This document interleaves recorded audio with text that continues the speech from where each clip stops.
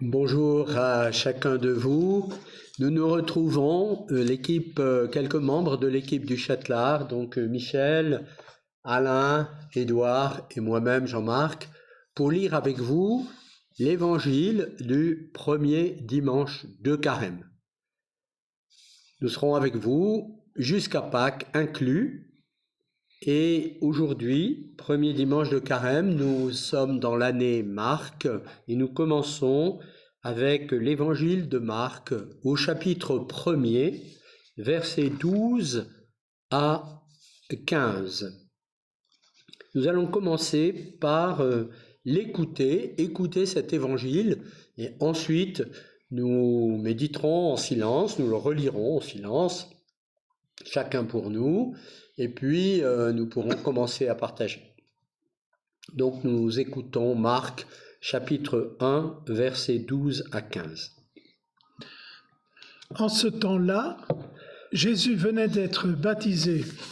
Aussitôt, l'Esprit le pousse au désert, et dans le désert, il resta 40 jours, tenté par Satan. Il vivait parmi les bêtes sauvages et les anges le servaient. Après l'arrestation de Jean, Jésus partit pour la Galilée proclamer l'évangile de Dieu.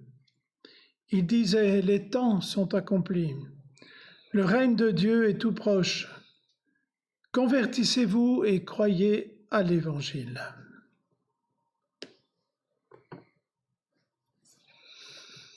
Voilà, nous prenons le temps de relire chacun personnellement dans la Bible, dans l'évangile que nous avons, ce passage de Marc, chapitre 1, versets 12 à 15.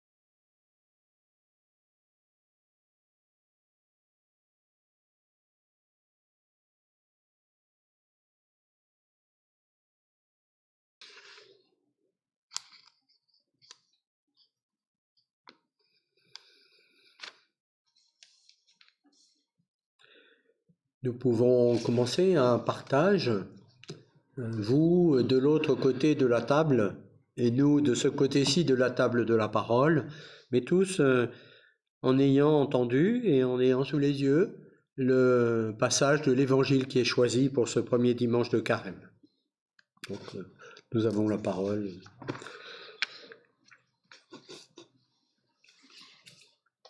Ce qui frappe là, c'est qu'il y a un concentré quand même. Il y a un concentré de beaucoup de choses. Allusion au baptême, le désert, tentation, puis l'arrestation de Jean-Baptiste, puis le début de la prédication de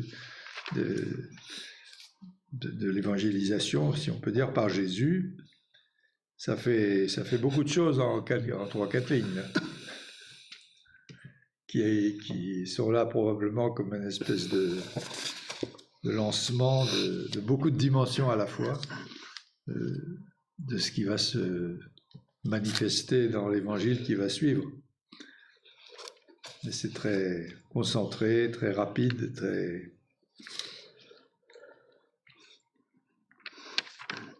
En général, c'est la caractéristique de l'évangéliste Saint Marc d'être... l'évangile est beaucoup plus court, il est plus concentré. comme des indications des pistes qui seront reprises d'ailleurs par d'autres évangélistes ou qui seront déployées selon une autre thématique. C'est ça la richesse d'avoir 4 évangélistes, 4 évangiles qui nous donnent un peu une mosaïque du mystère ou de l'histoire même de Jésus. Par exemple, ici, dans l'évangile d'aujourd'hui, on ne détaille pas toutes les tentations de Jésus, ce que Matthieu fait par exemple. Mais prenons le premier fait, Jésus vient d'être baptisé. Si on se souvient quand même, il s'est passé quelque chose à ce moment-là, dans le Jourdain, devant Jean-Baptiste qui n'osait pas le baptiser. Eh bien, Jésus entre dans la condition humaine la plus profonde, puisqu'il se fait pécheur avec les pécheurs. Il reçoit comme une identité, qu'il avait d'ailleurs avant, mais une identité, c'est une connaissance que Dieu l'aime. Celui-ci est mon fils bien-aimé. Et puis, directement après, voilà, l'aventure se poursuit sous le mode de l'Esprit Saint qui le mène au désert. Et dans le désert, c'est pour ça probablement que nous faisons carême 40 jours, mais dans le désert, il reste à 40 jours, c'est-à-dire un temps à la fois qui n'est pas, ce ne sont pas des années, mais ce n'est pas une seule journée, c'est un temps long durant lequel on peut réfléchir, on peut prier, c'est ce que je crois fait Jésus, et puis les choses se décantent. Je pensais au désert, et chez nous, le désert, c'est loin, très loin. C'est le Sahara, le désert, pour nous, de Dunkerque à Tamanrasset. Mais pour Jésus, c'est un jet de pierre, le désert. Juste à côté du Jourdain, il y a le désert, d'un côté et de l'autre. Donc, quand on va vers la Judée, on monte, et là, on est en plein désert. Donc, si ça se trouve, Jésus, de l'endroit où il vit cela, il voit le Jourdain, il voit l'endroit où il est baptisé. Et donc, tout ça est très proche comme expérience. Et quand on dit que l'esprit le pousse au désert, alors pour nous, le désert est le lieu de la tentation, c'est dangereux, c'est grave, enfin tout ça, mais c'est l'esprit qui le pousse. Donc c'est un don qui lui est fait par l'esprit d'être mené dans ce lieu où il va expérimenter quelque chose de la tentation, comme ça on pourrait dire à découvert, il n'y a rien pour la cacher, alors qu'ensuite, dans sa vie publique, il va la voir, mais cachée, rusée, à travers des situations, des commentaires, des pièges qui lui seront tendus. Mais là, ce désert est à la fois très proche des lieux habités et en même temps vraiment désertique, au sens où nous le représentons. Moi, j'ajouterais, enfin, je compléterais, il y a 2-3 choses là, comme ça, qui me viennent à vous écouter, là, tous les trois. La première, c'est que l'esprit pousse Jésus au désert, c'est-à-dire, c'est un mouvement intérieur, c'est-à-dire, c'est pas une extériorité qui le pousse au désert, c'est un mouvement intérieur, l'esprit, la présence de la vie du Père en lui, c'est un mouvement vivant qui le pousse au désert. Un mouvement intérieur, quoi. Et alors, ça vient juste après, comme le disait Alain, juste après qu'il ait entendu au baptême « Tu es mon fils bien-aimé ». C'est-à-dire, autrement dit, on pourrait entendre que c'est un mouvement d'amour qui le pousse au désert. C'est bougé par l'amour de Dieu, bougé par la découverte ou la confirmation qu'il est vraiment le fils aimé du Père, quoi. Pas au désert, porté par ce mouvement-là intérieur, ce souffle-là, l'esprit, le souffle, quoi, le souffle vivant, le souffle qui donne la vie, le souffle de la création, c'est le même mot. Deuxièmement, je dirais, le désert, nous on se le représente les dunes de sable, mais je crois qu'à l'époque, quand on parle du désert, c'est d'abord le lieu où l'homme ne peut pas vivre seul. C'est-à-dire, s'il n'est pas soutenu par une présence dans le désert, il meurt. Donc il va là où se tient la présence qui le fait vivre. Et puis alors, contrairement à ce qui se passe dans Matthieu, par exemple, dans Matthieu, par exemple, on voit Jésus, il est tenté au bout des 40 jours. Là, dans Marc, c'est Dieu, pendant 40 jours, il est tenté. Pendant 40 jours, il vit cet affrontement avec cette force de refus cette puissance de refus de Dieu qui est en tout être humain et qu'il rencontre à l'occasion de son incarnation. Donc je trouve que c'est le dispositif scénique est quand même très, très dramatique et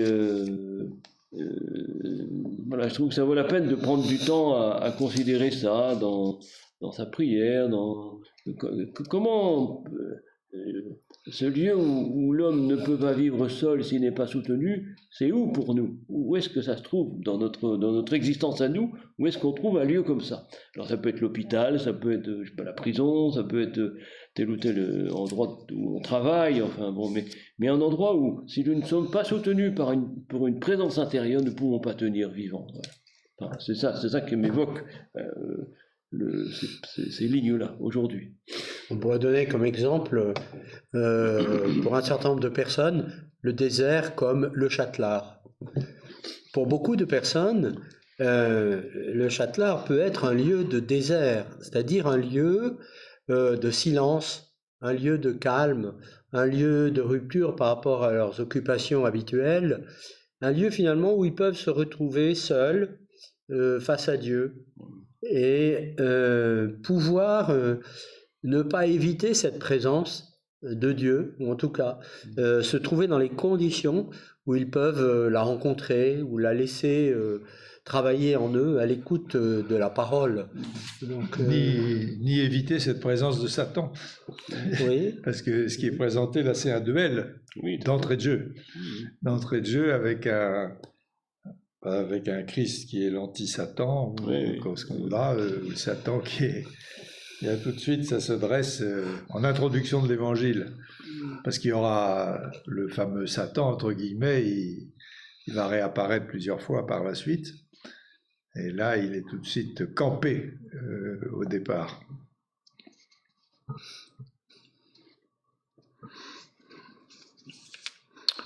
Oui, dans l'imagination, je trouve que c'est important de voir que le désert, ce n'est pas que du sable, qu'il y a des roches. Et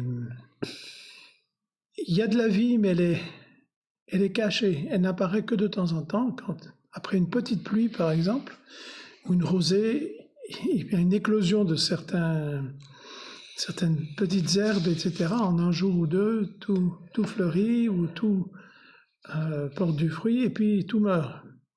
Ou ce sont des petits animaux. Bon, tout ça pour dire qu'il y a un enjeu, pour accentuer un peu ce qu'on a dit, il y a un enjeu de vie et de mort.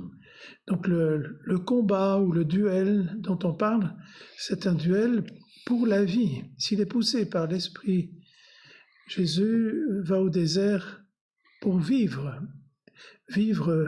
peut-être de manière plus intense ce lien immédiat qu'il a avec le Père. Traditionnellement aussi, mais alors après, pour les chrétiens, de se retirer au désert, c'était quand même se retirer pour être avec Dieu. Le désert est aussi un lieu de vie parce que, laissant tomber certains aspects superficiels de nos vies, on peut aller au Châtelard, on peut aller dans un lieu où on s'attache, puisque le mot est à la mode maintenant, à ce qui est essentiel et pas factice, quoi. Donc on rencontre Dieu et celui qui n'aime pas Dieu apparaît, c'est-à-dire le Satan, mais il se voit peut-être plus facilement. C'est pour ça qu'il est plus difficile de nier sa présence au désert que dans l'abondance de nos activités quotidiennes. Et là, en fait, de petits animaux, il y a les bêtes sauvages. On passe un seuil encore. Et on nous dit, il vivait parmi les bêtes sauvages. Ouais, Donc, ouais. on pourrait penser, on entend la réalisation, l'accomplissement de la promesse d'Isaïe, l'enfant qui jouera sur le trou du cobra. Disons, il y a quelque chose de la paix entre lui et les animaux, quoi. Et les bêtes sauvages même. Alors, il semble bien que ce soit ça la bonne interprétation. Oui. Ah, et il y a les anges aussi. Et alors, il y a les aussi anges. les anges. Les anges sont avec lui, le servaient, ce qui lui donne toute une dimension de fidélité à Dieu. Enfin, oui, les bêtes sauvages, alors, c'est probablement ça, la maîtrise sur les bêtes sauvages des temps messianiques, comme on dit, sans doute c'est ça. En même temps, quand même, quand on lit ça la première fois, on peut dire aussi, il y a d'un côté la vie sauvage et redoutable, et de l'autre, les anges qui le servaient. Et entre les deux, l'homme. Oui. Ni ange, ni bête. Mais il semble que ce soit peut-être pas ça le sens. Oh, il y a Jésus au milieu de... des bêtes sauvages, c'est la création retrouvée. Alors c'est l'homme au milieu des animaux Oui. de Genèse, oui, tout à fait. Voilà, sauf qu'ils ne sont pas tellement sauvages dans la Genèse.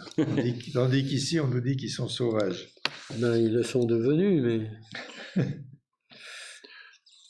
Ça, c'est la traduction qui dit ça. C'est les bêtes. Ah, c'est les bêtes. Ouais, Oui. C'est la traduction qui dit que c'est des bêtes sauvages, quoi. Mais en fait, c'est les animaux. Les bêtes, c'est ce qui n'est pas l'homme et ce qui n'est pas l'ange. Non, c'est le nouvel Adam. C'est le nouvel Adam. Oui, oui. En fait, c'est... Moi, j'y vois aussi un point d'appui, de lien entre la mission ou la personnalité de Jean-Baptiste qui vient de le baptiser, et puis après ce qui va être compté de la fin de sa vie, puisqu'il va être arrêté. Et Jean-Baptiste était le dernier des prophètes de l'Ancien Testament. Il s'était retiré quand même un peu au désert avec les bêtes sauvages. Donc il y a un élément, ben voilà, ça vaut ce que ça vaut comme interprétation ou indication, un élément de continuité entre les deux cousins, entre le précurseur Jean-Baptiste, qui termine petit à petit sa mission, et Jésus qui après va entrer dans sa mission et proclamer les temps sont accomplis, quoi. Non, la continuité dont tu parles, elle est soulignée dans le texte par le verbe livrer, qui n'est pas dans la traduction liturgique, mais après que Jean ait été livré. Et le mot livré, c'est le mot qui est utilisé pour Jésus au moment de sa passion. Il a été livré, quoi. Et donc là, il y a une connexion par le verbe livrer entre Jean-Baptiste et Jésus. C'est exactement ce que tu dis. Avec ce changement étonnant, c'est que les mots de la mission, le royaume de Dieu est tout proche, repentez-vous, croyez à l'évangile, c'est quasiment le contenu de ce que disait Jean. Simplement, Jean, il était point fixe au bord du Jourdain. Il n'a pas bougé. Alors que Jésus va partir.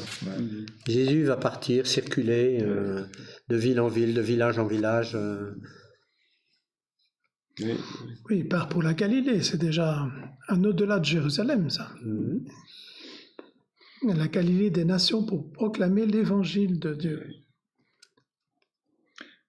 Oui, ce petit passage, je trouve, rassemble à la fois le nouvel Adam,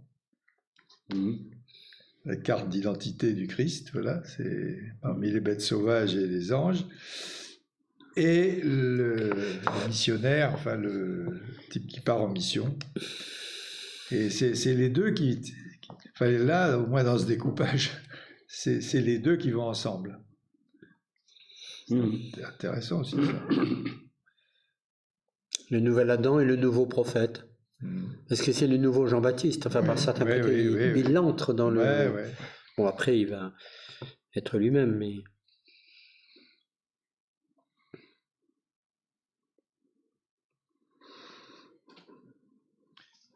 Alors, il y a aussi dans la... Pardon, oui.